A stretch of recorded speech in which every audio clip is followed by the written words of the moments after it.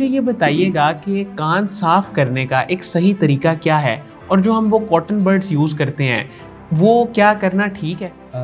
Basically कान में naturally अल्लाह ताला ने ना एक प्रोसेस रखा हुआ है क्लीनिंग का। जब भी हम च्यूइंग करते हैं, स्वॉलो वगैरह करते रहते हैं, तो कुदरती वहाँ पे ना मूवमेंट्स होती रहती हैं। सर फिर इसको साफ करने का सही तरीका क्या है? साफ़ ये है कि अगर बिलफ़र्ज़ कान में कोई भी चीज़ वैक्स बाहर की तरफ आई हुई है, तो वो कहते हैं बेशक आप कॉटन से ना आप बाहर। अस्सलाम वालेकुम नाजरीन, मैं अली रहमान खालिद और आज हमारे साथ ENT स्पेशलिस्ट मौजूद हैं तारिक अली शेख साहब। हम इनसे जानेंगे कि जो कान, नाक और गले के मसाइल हैं इनका हल क्या है और आम हमारी रोज़मर्रा की ज़िंदगी में हम इन चीज़ों को और इन छोटी छोटी बीमारियों को कैसे हल कर सकते हैं। अस्सलाम वालेकुम डॉक्टर साहब, कैसे हैं आप? ठीक हैं जी, वालेकुम अस्सलाम। सर, मुझे ये बताइएगा कि कान साफ करने का एक सही तरीका क्या है और जो हम वो कॉटन बड्स यूज़ करते हैं वो क्या करना ठीक है? बेसिकली कान में नेचुरली अल्लाह ताला ने ना एक प्रोसेस रखा हुआ है क्लीनिंग का। जब भी हम च्यूइंग करते हैं, स्वॉलो वगैरह करते रहते हैं, तो कुदरती वहाँ पे ना मूवमेंट्स होती रहती हैं, जिस वजह से जो वैक्स है वो खुद ही बाहर आ जाती है। तो हम सख्ती से मना करते हैं कि अल्लाह ताला ने ऐसी कोई भी उंगली नहीं बनाई जो कान के अंदर जा सके। तो हम सख्ती से कहते हैं कि कान में किसी भी चीज़ की ना इंसर्ट ना करें, चाहे कान में कॉटन बड हो, चाहे तीली-श्री हो, या बाज़ औक़ात लोग पेन, पेंसिल, हेयर पिन ये डाल देते हैं या कॉटन बड वगैरह इंसर्ट कर लेते हैं। हम सख्ती से मना करते हैं कि ये चीज़ इंसर्ट ना करें। वो जैसे आप इंसर्ट कर लेते हैं, कान की जो स्किन है वो छिल जाती है, वहाँ पे जो हीलिंग प्रोसेस है वो आपका ना इम्पेयर्ड हो जाता है। अल्टीमेटली वहाँ पे फिर फंगस, वहाँ पे इन्फेक्शन के चांसेस हो जाते हैं। तो कान में जो थोड़ी-थोड़ी मेल पड़ी होती है, वो आपके लिए बॉडी में ऐसे ही है जैसे इम्यून सिस्टम है, जैसे आपके लिए ना बॉडी में आर्मी है। तो वो जितने भी ना हाई साउंड वो डायरेक्टली कान के पर्दे को डैमेज नहीं कर सकती, क्योंकि थोड़ी-थोड़ी मेल पड़ी होती है, वो अच्छी होती है। तो जब भी आप उसको इंसर्ट करते हैं, तो वो मेल जो है वो कान के पर्दे के साथ टच कर लेती है, कान ब्लॉक हो जाते हैं। या जब भी शावर लेते हैं, अगर आप पानी चला जाता है कानों के अंदर, तो वो मेल फूल जाती है, तो कान ब्लॉक हो जाते हैं।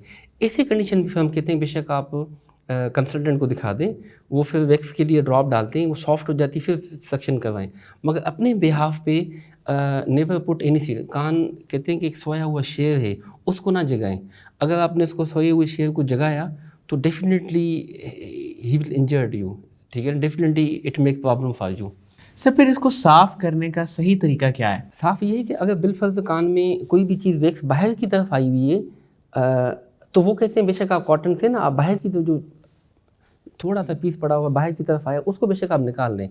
मगर कान बड के साथ, कॉटन बड के साथ अंदर जाके इंसर्ट कर लें, वो मना किया जाता है। कान में ख़ारिश हो, आगे से ख़ारिश करें, पीछे से ख़ारिश करें, मगर कान के अंदर की तरफ कोई चीज़ इंसर्ट ना करें, वो मना करते हैं। हम जो नॉर्मली शावर लेके पानी डाल के हम कान को साफ़ करते हैं, ये मना किया जाता है कि सख्ती से ये never clean on your behalf, अपने बिहाफ़ पे कान की सफाई ना करें। It is a source of infection. जितनी भी चीज़ें इंसर्ट कर लेंगे, it will produce infection for ear canal. तो अपने बिहाफ़ पे कभी भी कान साफ़ ना करें। सर छोटे बच्चों में अक्सर ये चीज़ देखी गई है कि वो अपने कान को बार बार वो छेड़ते रहते हैं, उसकी वजह से उनके कानों में तकलीफ़ या दर्द शुरू हो जाती है। तो आप पेरेंट्स को क्या एडवाइस करेंगे कि वो किस तरह से इस चीज़ का ख्याल रखें? असल में जो किड्स होते हैं, जैसे 1 माह का बच्चा हो गया, 2 माह का बच्चा हो गया, उनकी भी कंप्लेन आती है कि डॉक्टर साहब वो बच्चे छोटे 2-4 माह के मदर फीड पे हैं या बॉटल फीडिंग लेते हैं, वो कानों में अक्सर ना ख़ारिश होती है। तो उसमें बेसिकली वो कान और गले का आपस में ना कनेक्शन है, जिसे हम यूस्ट्रेशन ट्यूब कहते हैं। तो बच्चे जब भी वो दूध ले लेते हैं, सोए हुए होते हैं, तो वो दूध यूस्ट्रेशन ट्यूब के थ्रू कानों में चला जाता है। तो ऐसे पेशेंट को कहते हैं जब भी आप बॉटल फीडिंग देते हैं, तो आप कोशिश करें कि तकिया थोड़ा-सा ना ऊँचा हो, जिससे वो दूध जो है खुराक की नाली में चला जाए, ना कि गले के थ्रू, यूस्ट्रेशन ट्यूब के थ्रू कानों में चला जाए। क्योंकि कुदरती गले और कान के दरमियान जो ट्यूब है वो हॉरिज़ॉन्टल पड़ा होता है, बिल्कुल यूँ पड़ा होता है। दूध डायरेक्टली जाके ना कान के पर्दे के पीछे जमा हो जाता है। वहाँ पे फिर बैक्टीरिया ग्रो करता है, मिठास की वजह से, ग्लूकोज़ की वजह से वहाँ पे। तो वहाँ पे जब ग्रो करते हैं तो अल्टीमेटली वहाँ पे फंगस के चांसेस होते हैं। तो एक तो हम वो कहते हैं कि जब भी तकिया हो तो ऊँचा करके दें, जैसे वो दूध पेट में चला जाए। दूसरा ये होता है कि माँ को कहते हैं कि आप बच्चों को इस तरह फीड ना दें कि बच्चा लेटा हुआ है, वो पूरा का पूरा दूध कान में जा रहा है, पूरा का पूरा। आप बच्चे को थोड़ा-सा ऊँचा करके दूध लें, जिससे वो दूध खुराक की नाली में चला जाए। ठीक है ना, 2।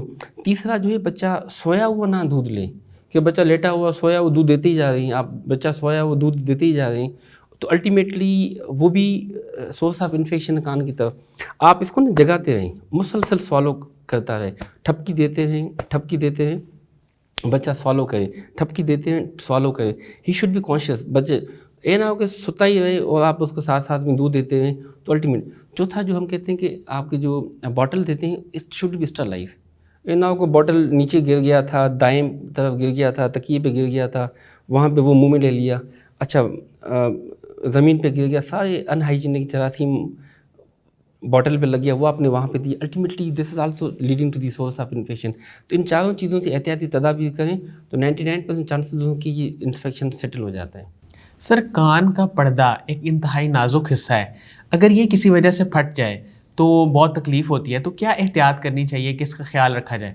हाँ, ये बड़ा अच्छा सवाल किया। मोस्टली जो हमारे पास इमरजेंसी में पेशेंट आ जाते हैं कि जी मियाँ बीवी की आपस में लड़ाई हुई थी और चपेट मार दी। अल्टीमेटली जब हम कान में ओटोस्कोप से देख लेते हैं तो कान का पर्दा फटा हुआ होता है, किसी का 20%, किसी का 40%, किसी का 80% कान का पर्दा फटा हुआ होता है।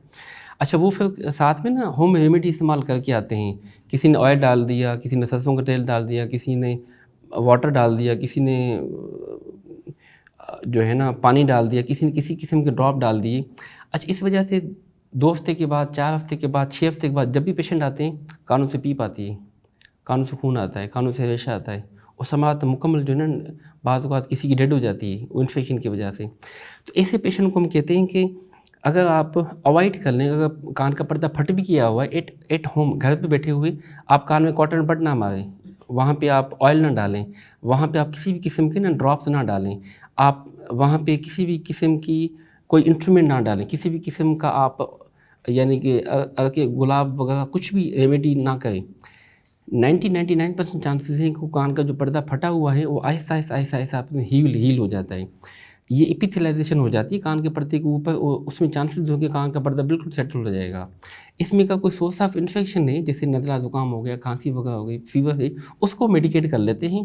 कि इन्फेक्शन है तो उसको हम ड्रॉप दे देते हैं, एंटीबायोटिक दे देते हैं, एंटीहिस्टामिन वगैरह दे देते हैं, माउथ वॉश दे देते हैं कि जैसे कान का पर्दा हील हो जाए, सेट हो जाए। मगर कान में अंदर कोई ड्रॉप नहीं डालना कि नॉर्मल एपिथेलाइजेशन हो जाए, उसमें 99% चांसेस होते हैं कान का पर्दा हील हो जाता है, सेटल हो जाता है वहाँ पे। अगर आप ये चीज़ें डाल लेते हैं तो उसमें कान के पर्दे की जो हीलिंग है वो इम्पेयर्ड हो जाती है। उस वजह से कान का पर्दा मुसलसल फटा हुआ होता है और उस वजह से फिर समात का प्रॉब्लम भी हो जाता है, टक टक की आवाज़ भी आ जाती हैं। तो ये चारों चीज़ें एहतियात कर लें तो चीज़ें सेटल हो जाती हैं। सर, अक्सर सोते वक्त या नहाते वक्त हम ये महसूस करते हैं कि कान बंद हो गया है, उसकी क्या वजह होती है? वो एक्चुअली कान में ना मेल होती है, वो मैंने कहा ना ये आपके लिए डिफेंस सिस्टम है। तो कान में जो मेल पड़ी हुई है आपकी, तो उसको हम कहते हैं कि ना छेड़ें। ये आपके लिए ना जैसे जैसे कान के लिए आर्मी है, कान के लिए आपकी ना पुलिस के तौर पे पार्ट प्ले कर रही है। तो जितने भी लाउड साउंड्स कान के पर्दे तक जाते हैं तो वो आपको ना इम्पेयर कर लेती है, उसको ना रेजिस्टेंस के तौर पे पार्ट प्ले कर लेती है। थोड़ी थोड़ी कान के लिए वैक्स अच्छी होती है। जब भी शावर लेते वक्त हम कहते हैं कॉटन लेके उसके ऊपर तेल लगा के या वाइट पेट्रोलियम जेली जैसे वेजिलिन कहते हैं वो लगा के उसको निचोड़ के कान के ऊपर रखते हैं, सील हो जाए, जैसे पानी ना जाए अंदर। उसमें चांसेस होते हैं कि थोड़ी थोड़ी वैक्स पड़ी होगी। अच्छा, जब भी हम जो कॉटन के ऊपर तेल लगा के निचोड़ के रखेंगे तो पानी नहीं जाएगा। मगर जब भी हम ये चीज़ें नहीं करते तो अल्टीमेटली पानी चला जाता है कान के अंदर। वो जो वैक्स है अंदर वो फूल जाती है, वो जब फूल जाती है वो ब्लॉक कर लेती है कान को। जब कान ब्लॉक हो जाता है तो वो पेन सा फील हो जाता है, बंद बंद सा महसूस हो जाता है। या बाद पेशेंट स्विमिंग कर लेते हैं, शावर ले लेते हैं, तो उनमें कानों में ना इचिंग हो जाती है, खारिश, कान बंद हो जाते हैं, उसमें फंगस लग जाता है।